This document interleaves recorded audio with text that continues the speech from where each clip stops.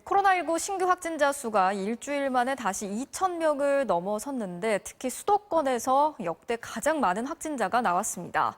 방역당국은 이제 앞으로 4주 동안이 고비가 될 거라면서 유행이 좀 잦아들면 11월부터 단계적 일상 회복 방안을 시작하는 것을 검토하고 있습니다.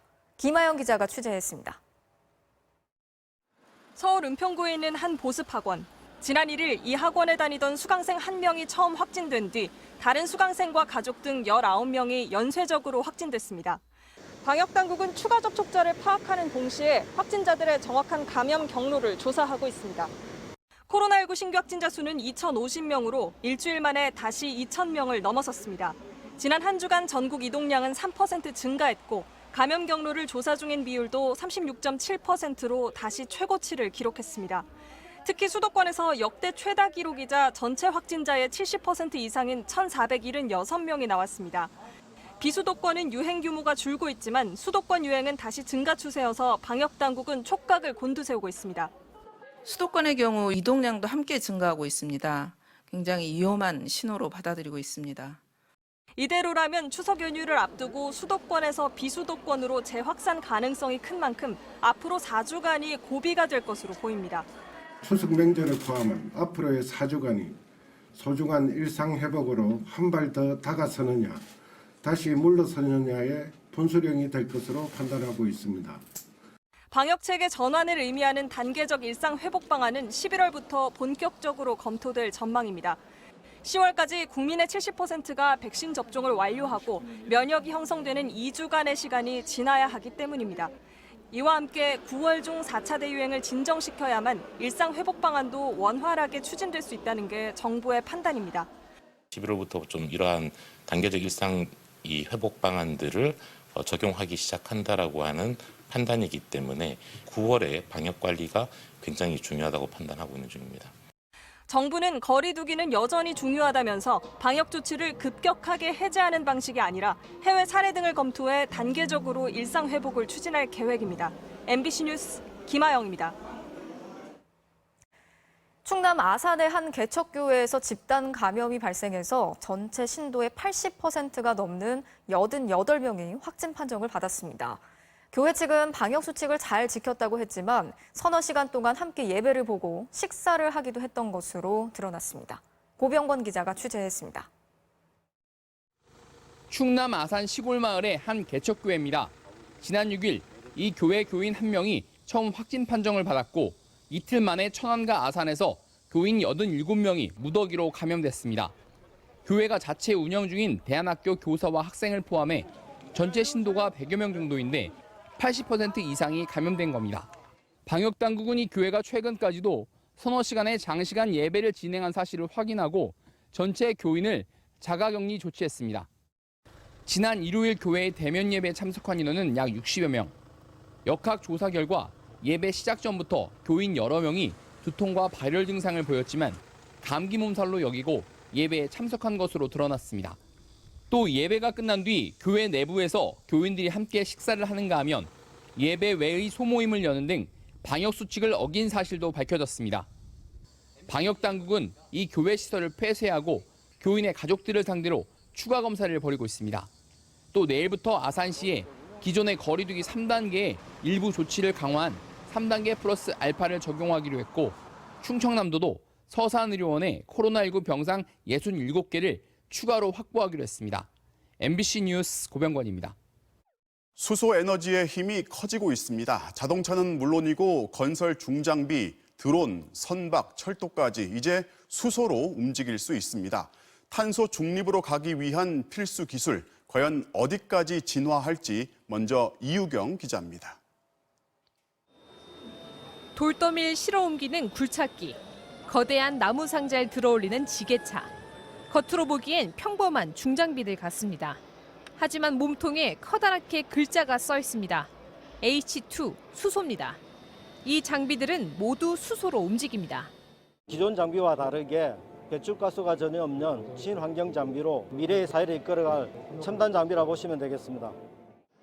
드론도 수소로 움직입니다. 수소 연료전지 드론은 일반 드론보다 4배나 더 긴 시간을 비행할 수 있습니다. 수소는 리튬 전지보다 훨씬 가볍고 더 많은 에너지를 담을 수 있기 때문입니다.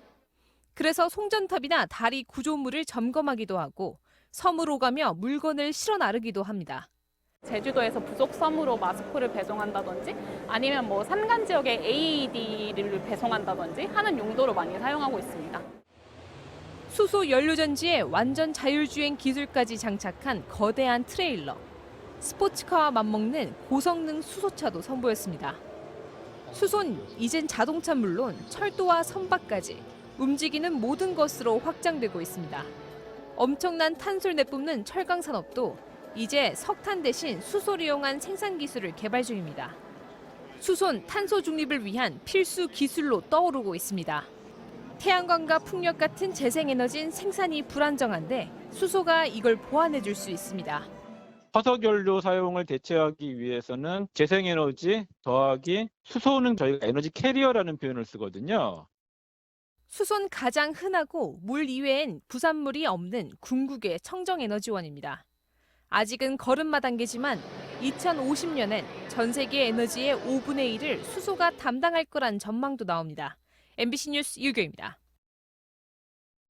이 수소가 탄소 배출을 줄이는 핵심 기술로 등장하면서 그 주도권을 향한 세계 경쟁도 치열합니다. 현재 가장 앞선 나라가 일본이라고 하는데요.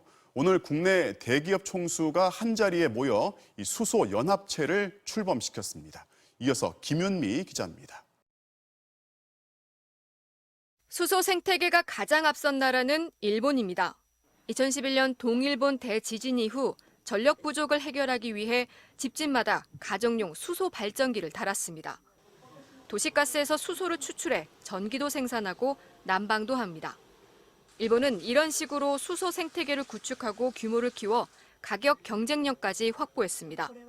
일본의 수소차는 5,000대 정도로 한국의 절반도 안 되지만 확보된 수소 충전소 부지는 2배 더 많습니다. 수소는 친환경 에너지원으로 주목받고 있지만 아직은 불안전합니다. 현재 생산되는 수소의 96%는 천연가스 같은 화석연료에서 뽑아내는데 이 과정에서 탄소가 배출됩니다. 이런 수소를 회색 수소, 즉 그레이 수소라고 부릅니다. 그래서 탄소 배출 없는 수소, 즉 블루 수소나 그린 수소를 만드는 나라들도 있습니다. 독일은 낮에 태양광으로 전기를 만들고 남은 전기로 물을 전기 분해해 수소를 만들어 저장합니다. 노르웨이도 신흥 수소 강국입니다. 기후변화로 북극 얼음이 녹으면서 물이 풍부해졌는데 이 물로 수력 발전을 돌려 수소를 생산해 수출할 계획을 세우고 있습니다. 한국도 대응에 나섰습니다. 현대차, SK, 포스코, 롯데, 한화의 총수들이 모여 오늘 수소 연합체를 출범시켰습니다. 차 잘 만들어도 주유소가 없으면 소용없는 것처럼 수소 역시 인프라 구축이 핵심입니다. 한두 기업만 잘해서는 성공할 수 없다는 뜻입니다.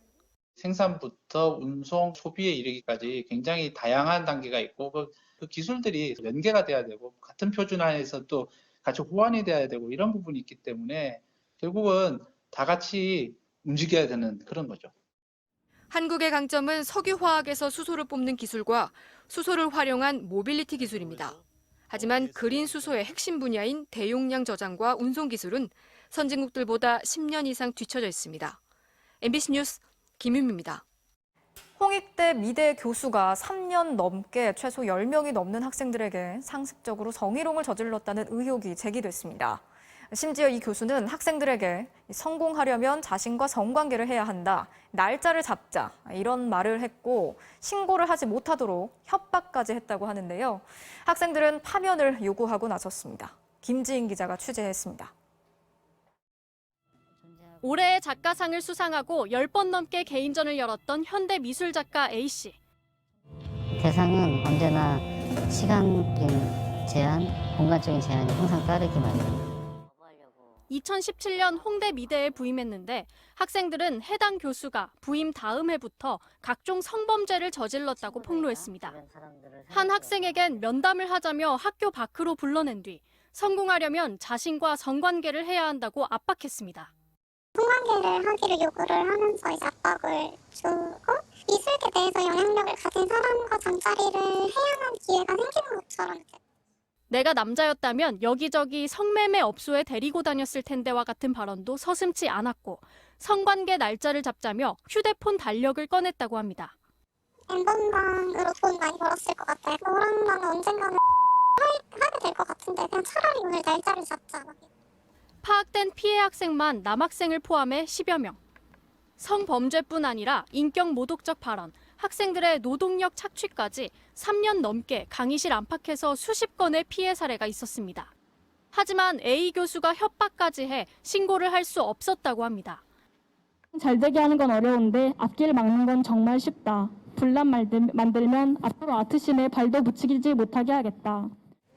학생들은 A 교수의 연구 파면을 요구했고 다음 달엔 형사 고발할 계획입니다. A 교수의 입장을 듣기 위해 사무실을 찾아가고 여러 차례 연락했지만 답변을 듣지 못했습니다. 학교 측은 피해 신고가 접수되면 진상을 조사하겠다고 밝혔습니다. MBC 뉴스 김지인입니다.